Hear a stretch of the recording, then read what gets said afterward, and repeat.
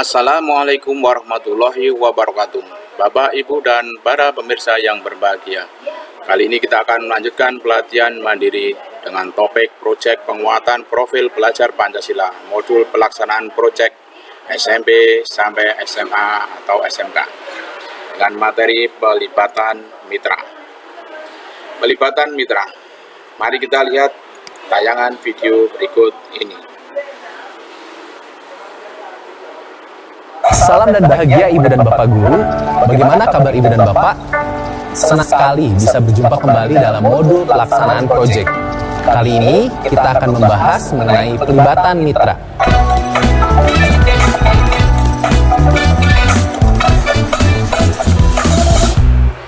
Ibu dan Bapak yang baik, pembelajaran proyek memberikan kesempatan kepada murid dan guru untuk mengaplikasikan langsung proses belajar di kehidupan nyata.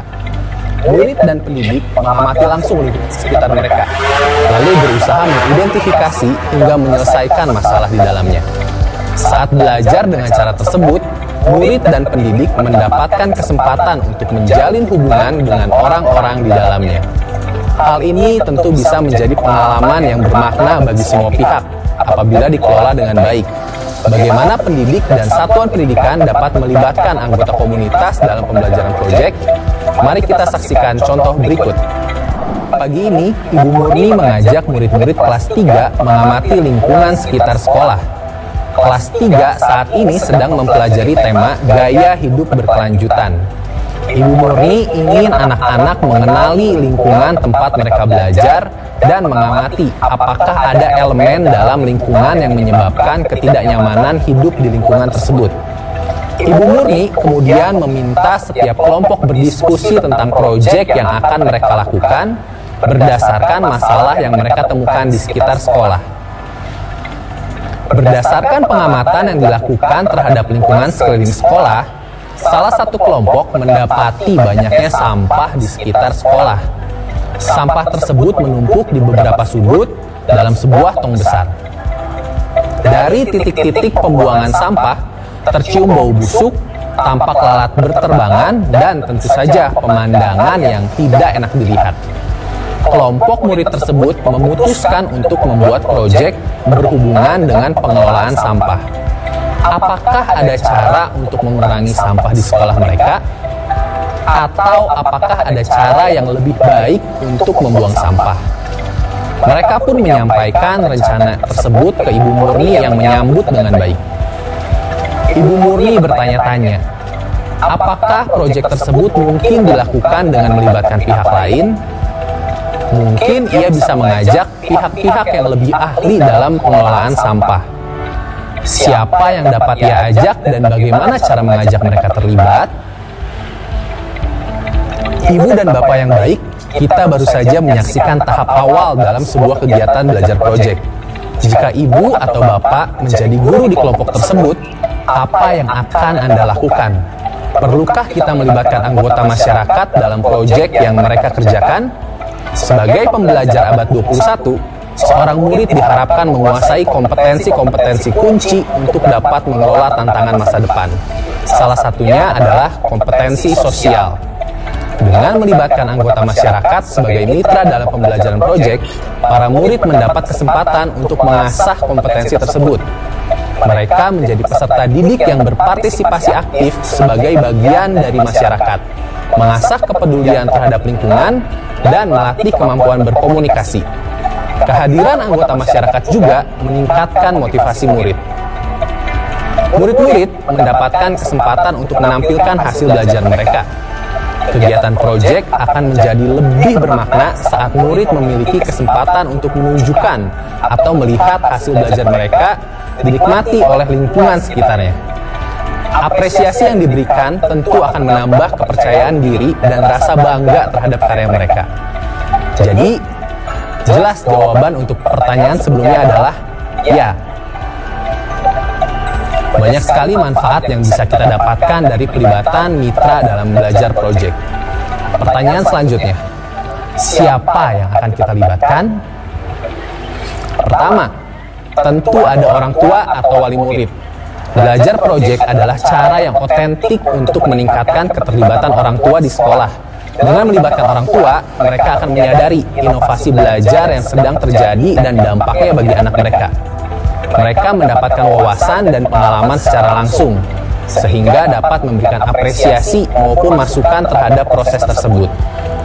Kedua, kita dapat melibatkan orang-orang yang ahli di sebuah bidang atau memiliki keterampilan dan minat spesifik sebagai narasumber. Guru dapat mendatangkan ahli ke satuan pendidikan atau pergi ke tempat ahli berada untuk mengamati aktivitas yang dilakukan. Narasumber bisa memberikan wawasan, pengetahuan, masukan, kritik, dan umpan balik bagi murid, pendidik, serta satuan pendidikan. Narasumber atau ahli dapat datang dari berbagai tempat. Bisa jadi seorang dari dalam satuan pendidikan, masyarakat yang tinggal di sekitar sekolah, hingga pimpinan organisasi yang mengelola bidang berkaitan dengan proyek.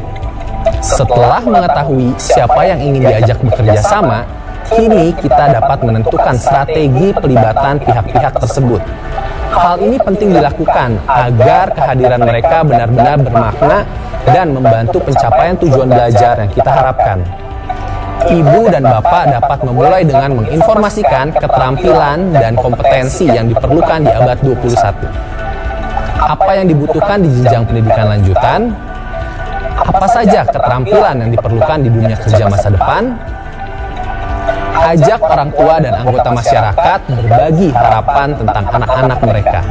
Setelah itu, diskusikan keterampilan dan kompetensi yang perlu dimiliki untuk mencapai harapan tersebut. Kedua, ajak mereka berefleksi tentang keterampilan masa depan dengan memberikan pertanyaan seperti, apakah cara belajar saat ini mampu mengasah keterampilan yang diperlukan? Atau bagaimana keterampilan yang diperlukan bisa didapat dalam proses belajar anak-anak? Setelah itu, berikan ruang dan kesempatan kepada orang tua untuk memilih peran yang ingin mereka jalankan untuk membangun keterampilan masa depan yang diperlukan. Setelah refleksi, diskusikan manfaat belajar proyek untuk anak-anak. Tunjukkan bagaimana komunitas dapat berkolaborasi untuk membantu anak-anak mengembangkan keterampilan dan kompetensi yang ingin dicapai.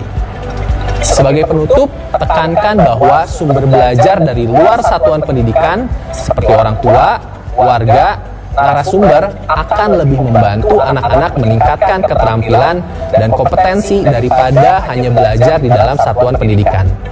Apa saja bentuk pelibatan anggota masyarakat dalam belajar proyek? Mari kita kunjungi kembali teman-teman yang akan melakukan proyek pengelolaan sampah sekolah untuk melihat bentuk-bentuk pelibatan anggota masyarakat. Pertama, mereka bisa dilibatkan sebagai tenaga ahli. Tenaga ahli akan menjadi tempat konsultasi, sumber berbagai keahlian, narasumber pengetahuan spesifik, hingga pendamping teknis.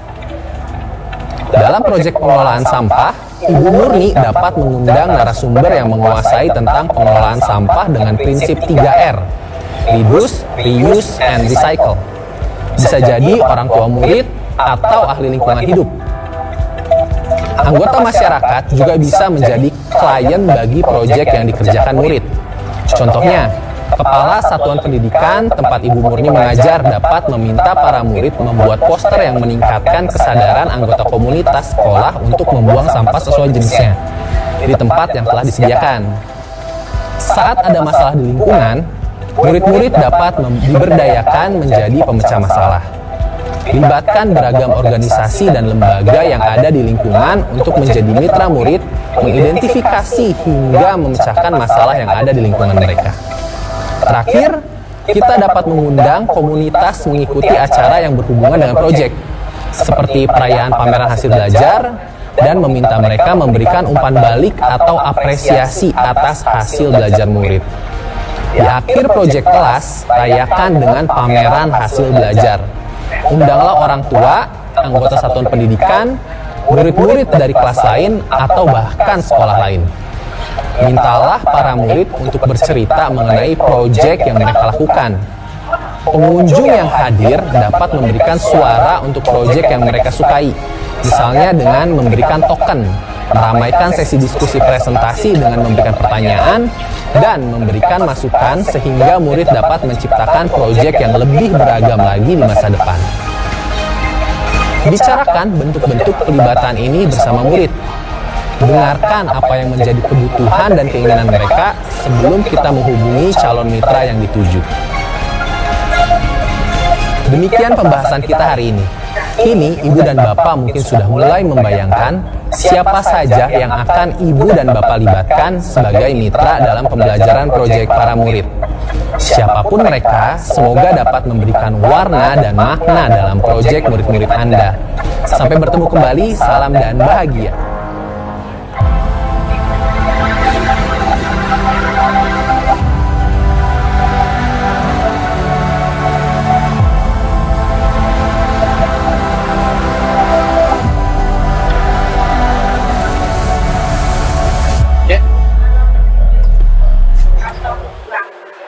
Sekian, Assalamualaikum warahmatullahi wabarakatuh.